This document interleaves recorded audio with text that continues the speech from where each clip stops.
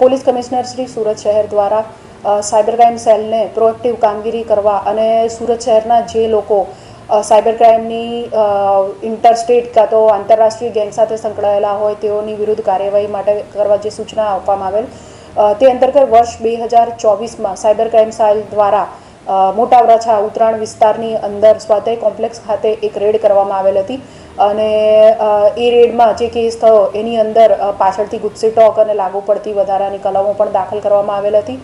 આ જે ગેંગ છે મિલન દરજી ગેંગ, એની વિરુદ્ધ ગુસ્સી ટોક દાખલ કરીને તપાસ હાલ પણ ચાલુ છે. અત્યાર સુધી લગભગ 200થી વધુ એફઆઈઆર જે આ કેસમાં ભારતના વિવિધ રાજ્યોમાં રજીસ્ટર્ડ થઈ ચૂકી છે, તેમજ NCCRP પોર્ટલ ઉપર 1800થી વધુ ફરિયાદો પણ જે તે સમયે મળી આવેલ હતી. આ જ કેસની અંદર અત્યાર સુધી કુલ 14 આરોપીઓને પકડવામાં આવેલ છે. ગઈકાલે સાયબર ક્રાઇમ સેલ દ્વારા વોન્ટેડ આરોપી રજની નારણભાઈ પટેલ ઉર્ફ રજની કાછડિયાની ધરપકડ કરવામાં આવેલ છે. સદર આરોપીનો રોલ જોઈએ તો એ આરોપી ગેંગના જે મુખ્ય સૂત્રધાર મિલન દરજી છે એનો મિત્ર છે.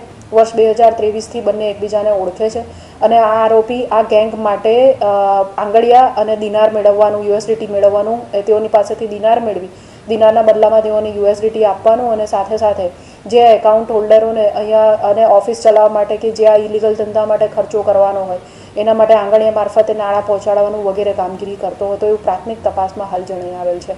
સદર આરોપીને કોર્ટમાં રજૂ કરીને કુલ 15 દિવસના રિમાન્ડ હાલ મેળવવામાં આવેલ છે અને આ કેસની અંદર તેની ઊંડાણપૂર્વક તપાસ ચાલી રહી છે.